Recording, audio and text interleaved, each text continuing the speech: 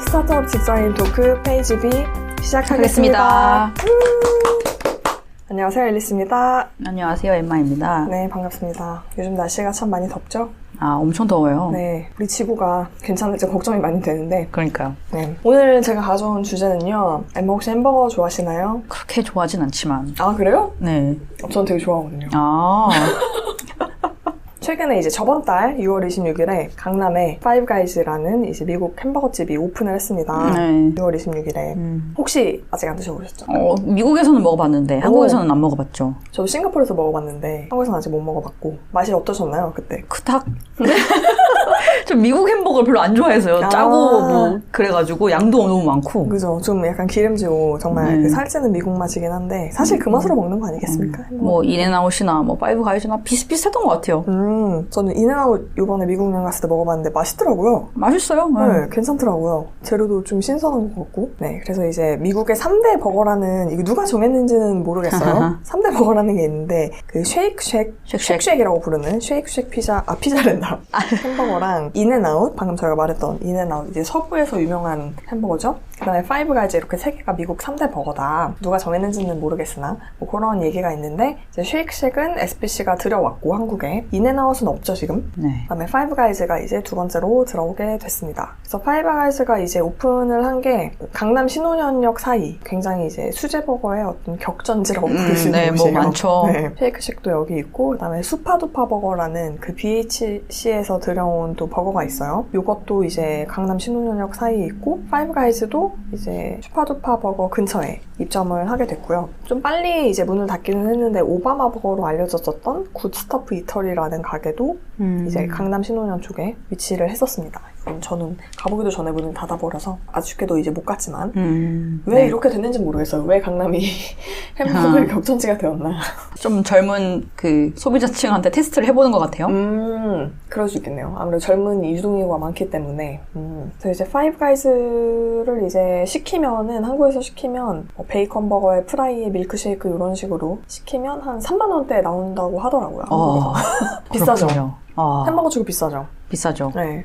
제가 알기로는 쉑쉑이 그래도 한 2만 원 정도? 이제 감자 프라이 쉐어하면은 뭐 1인에 2만 원 좀 안 되게 나오는 것 같은데 가격대가 꽤 있는 것 같고, 그래도 미국 본토나 뭐 홍콩 이런 데보다는 좀 가격이 저렴하다고 하고요. 그래서 이제 파이브가이즈가 그럼 어떤 회사인지 한번 얘기를 해보려고 하는데, 파이브가이즈가 이제 가족 기업이에요. 비상장이고 옛날 1986년에 버지니아에서 시작한 회사라고 하는데, 제니 앤 제리 머렐 부부가 창업을 했고, 제리 머렐의 어머니가 항상 이제 제리 머렐한테 이렇게 얘기를 했대요. 만약에 너가 머리를 아주 잘 자르거나 아니면 바에서 좋은 드링크를 서브를 하거나 아니면 좋은 햄버거를 만들 수 있으면, 이 세 개 중에 하나를 할 수 있으면 너는 언제나 미국에서 돈을 벌 수 있다. 그렇긴 하네요. 네, 그런 말을 했다고 하더라고요. 네, 그래서 이 부부가 이제 아들들과 같이 패밀리 비즈니스로 이제 시작을 했고, 이제 창업 당시에는 사형제였는데 막내가 태어나면서 이제 진짜로 파이브가이즈 5형제가 완성이 됐다고 해요.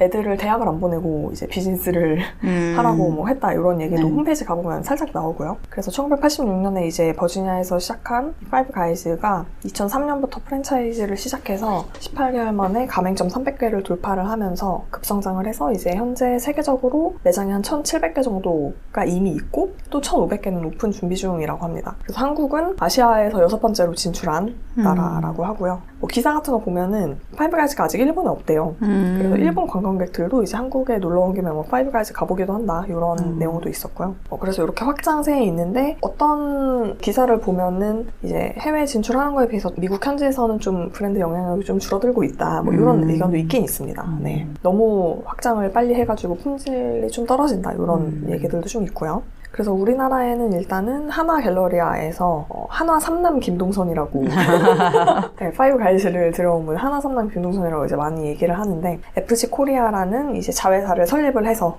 이게 파이브가이즈의 정책이래요. 그 운영 전문 회사를 해외 진출할 때는 꼭 설립하는 게 정책이라고 하더라고요.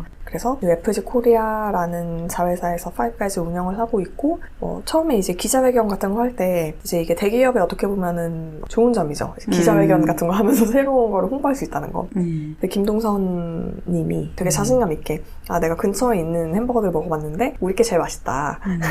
경쟁 상대로 느껴질 만한 곳 없었다. 뭐 이렇게 자신감을 내비쳤었다고 하고요. 그래서 이제 하나 갤러리아가 들어왔다라고 이해를 해주시면 될 것 같고 그러면 파이브가이즈 햄버거가 뭐가 맛있나 뭐가 특이한가 이게 이제 궁금해지는데 간단히 설명을 드리면 일단 파이브가이즈는 패티가 기본 2장입니다. 네, 기본적으로 2장이 들어간다고 하고요. 그리고 좀 이제 사람들이 많이 얘기하는 게 감자튀김이 맛있다 이런 후기가 많거든요. 찾아보시면 파이브가이즈는 이제 냉동 감자가 아닌 생감자를 꼭 감자튀김 하는데 쓴다고 하고 저도 이제 먹어봤을 때 감자튀김이 맛있다는 느낌이 들었었어요.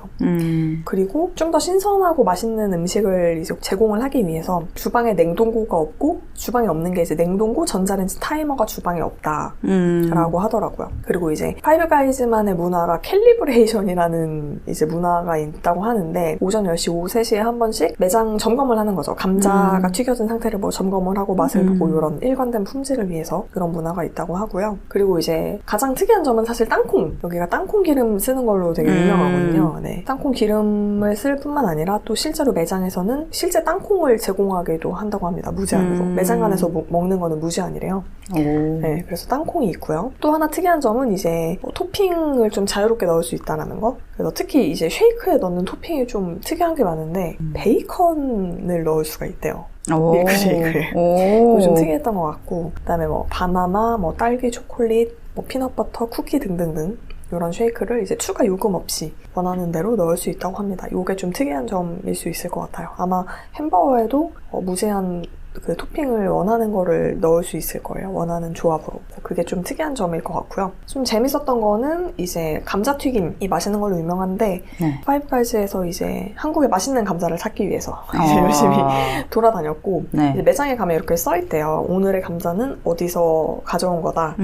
그 생산자 이름이랑 같이 써있는데 최근에 오픈 시점에는 전라남도 보성이라는 곳에서 찾은 그런 감자로 이제 감자튀김을 만드셨다고 하고 보니까 이제 보성이 전국 최대 감자의 네, 최대 감자 산지라고 하더라고요. 네, 여러 가지 뭐 감자 품종 감자들 그런 거를 많이 수확을 한다고 하고요. 감자는 이렇게 이제 국내에서 조달을 하고 그 외에 다른 재료들 뭐 양상추, 토마토, 양파 이런 것들은 그 CJ 프레시웨이라는 데서 공급을 받는다고 하더라고요. 저는 이제 CJ 프레시웨이는 아무래도 좀 B2B가 크기 때문에 이제 일반 소비자분들은 잘 모르실 수 있는데 국내 식자재 유통 1위 기업이라고 합니다. CJ 프레시웨이가. 그래서 이런 농산물이라든지 그런 것들을 이제 B2B 레스토랑들에 좀 납품을 많이 하는 그런 비즈니스를 하는 것 같아요. 네. 그래서 뭐 이런 곳들에서 이제 재료는 공급을 받고 있고요. 그럼 얼마나 이제 파이브가이즈가 열풍인가? 일단 오픈하는 전날에 이제 첫 손님이 되기 위해서 오픈 전날 밤 11시부터 네, 줄을 서셨다고 하고 첫 고객님은. 그리고 이제 파이브가이즈 같은 경우는 테이블링 할 수 있거든요. 테이블링으로 예약을 할 수 있는데 저도 이제 회사가 좀 가까운 편이어서 한번 점심시간에 가볼까 하고 오전 11시쯤에 앱을 켜봤단 말이에요. 근데 대기가 574명인 거예요. 그냥 평균 500명 정도 대기인 것 같아요. 네, 그래서 엄청 일찍 대기를 걸어놓고 3-4시간 기다려서 들어가는 그런 느낌이고 되게 열풍이고 그래서 그런지 매장 앞에 줄 서는 사람들은 그렇게 많진 않아요. 이제 이 앱이 있는 덕분에 뭐 당근마켓 같은 데서 이제 되팔이 리셀, 햄버거 리셀 햄버거 리셀을 또 하시는 분들도 있다고 하는데 이런 먹는 음식 불법이라고 하니까 네, 중고거래는 하시면 안 될 것 같고요. 그래서 이런 열풍 덕분에 이제 오픈한 첫 주에 에이펙 매장 중에 최고 매출을 기록했다고 합니다. 네. 오픈빨인지 뭐 진짜 맛있는 건지는 이제 저도 먹어봐야 알 것 같긴 한데 엄청난 그런 반응이 시장에서 좀 있는 것 같고요. 이거를 개수로 굳이 따져보자면 오픈 첫 일주일에 이제 강남 매장 찾은 고객이 15,000명 정도 오고 하루에 평균 2,000개 이상 버거를 팔았고 시간당 최대 200개 정도 팔렸다고 해요. 그러니까 정말 쉼없이 이제 버거를 만들어내서 팔고 있는데 이런 버거 열풍 어떻게 보시나요? 사실 버거 브랜드가 되게 많아가지고 네네네. 약간 그냥 초반만 이렇게 하다가 지나가는 게 아닌가. 하는 생각도 있고. 마치 쉑쉑처럼? 네, 쉑쉑처럼 되게 되지 않을까요? 네. 그럴 것 같아서, 뭐 초반에 다들 워낙에 한국 사람들 트렌드에 민감하니까 한 번씩 찾아갈 텐데, 이게 뭐 빈도수가 줄지 않을까 싶긴 하네요. 오픈빨이다. 네. 오픈빨이다. 네. 저도 뭐 약간 비슷하다면 비슷할 수 있는 의견인데, 일단은 이제 한국 분들이 되게 새로운 것, 트렌드에 굉장히 또 민감하지 않습니까? 이런 게 새로 나왔다라고 하면은 가봐야 되는 거죠. 그죠. 가봐야 되고, 이제 또 인터넷에 후기도 올려야 되고, 인증도 인스타에 해야 되고, 뭐 그런 얼리어답터적인 그런 마인드가 좀 있는 것 같아요. 뭐 이게 비단 햄버거뿐만 아니라 아, 그쵸. 커피도 사실 뭐 블루보틀 들어온다고 그랬을 때 난리였잖아요. 근데 지금 이제 가보면은 줄이 없을 거거든요. 네, 줄까지는 안 서도 되는 네. 정도죠, 이제. 네, 그리고 뭐 퀄리티도 뭐 굳이 가격에 여기를 약간 그런 생각이 있으신 분도 있는 것 같고. 비싸다. 그냥 스벅 가자, 이렇게. 네, 그쵸. 그래서 뭐 여기도 비슷하게 뭐 네. 햄버거도 워낙에 그 이전에 들어온 것들도 꽤 있으니까 네. 비슷하게 가지 않을까. 네, 저도 아직은 좀 뭔가 판단하기에는 조금 이제 오픈한 지 한 달도 안 됐기 때문에 지금 이제 녹음하는 시점 기준으로 한 달이 조금 안 됐는데 뭐 아직은 오픈빨 때문에 이제 이렇게까지 500명까지 줄 서는 거는 이렇게까지 줄 서는 거는 지속되지는 않을 것 같고 다만 좀 이제 광풍이 좀 세긴 한 것 같다는 느낌은 들고요. 뭐 그런 생각도 들었어요. 이게 가격이 사실 싸지는 않잖아요.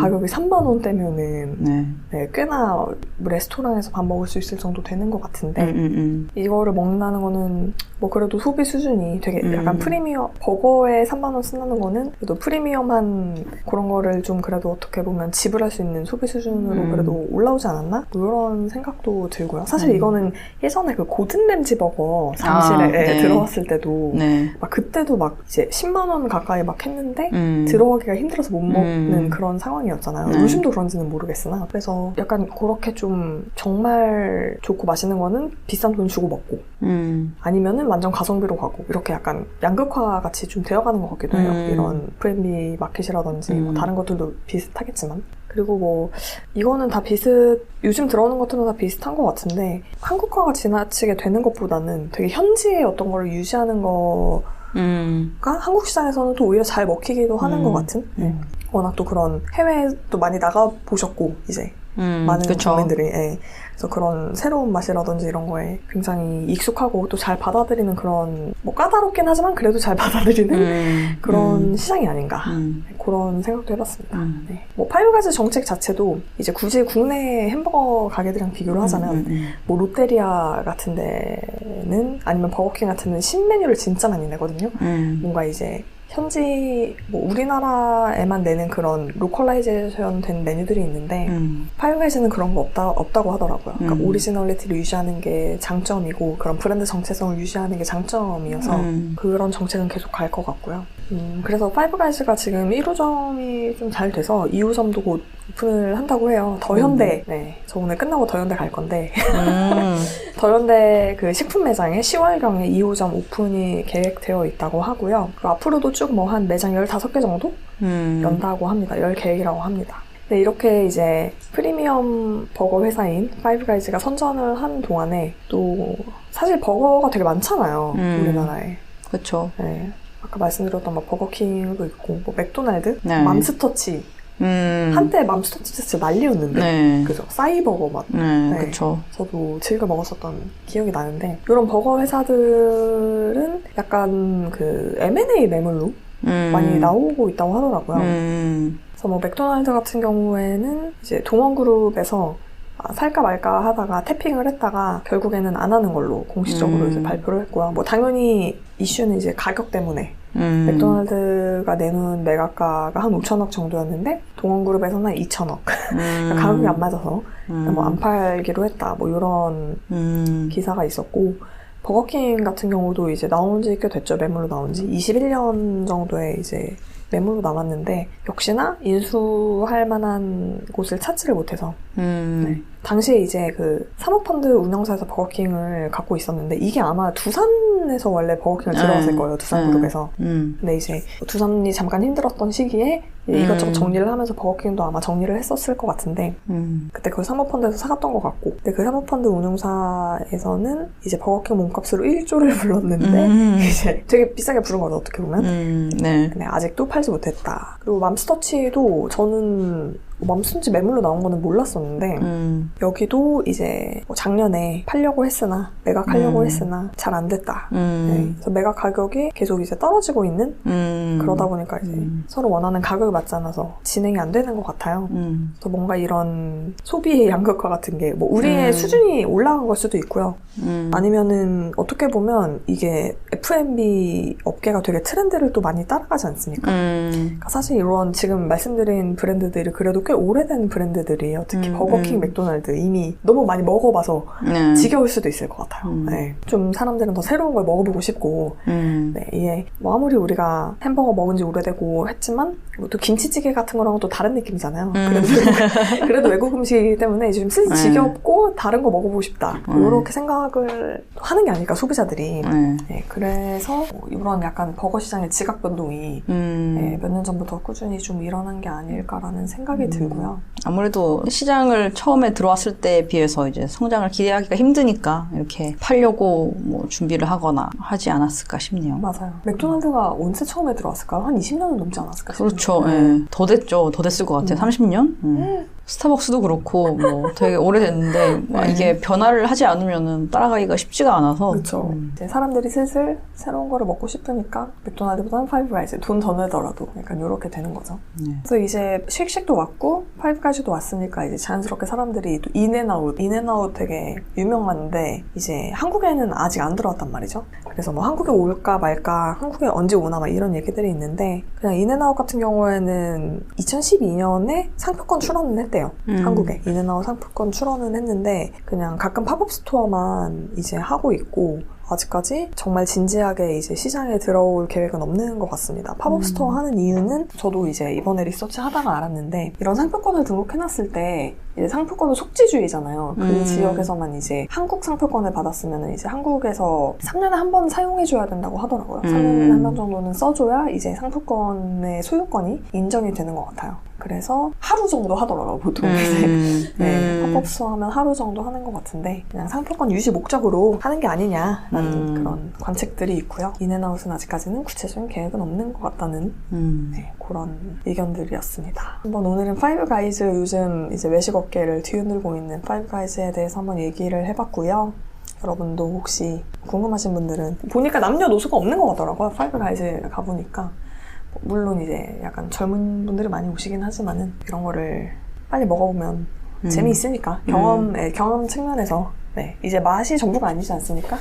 식당에 가는 게 이제 어떤 그런 걸 경험을 해보는 것도 있으니까 새로운 거를 궁금하신 분들은 가서 한번 드셔보시면 좋을 것 같고 웨이팅을 해서 한번 대기 인원수 보고 아마 깜짝 놀라실 텐데 그 저녁으로는 절대 못 갑니다. 파이브가이즈 일단 지금 오후에 그냥 웨이팅이 마감돼 버리거든요. 제로 수준으로 참고하시길 바라고요. 네, 그러면 오늘 방송은 여기까지 하도록 하겠습니다. 들어주셔서 감사합니다.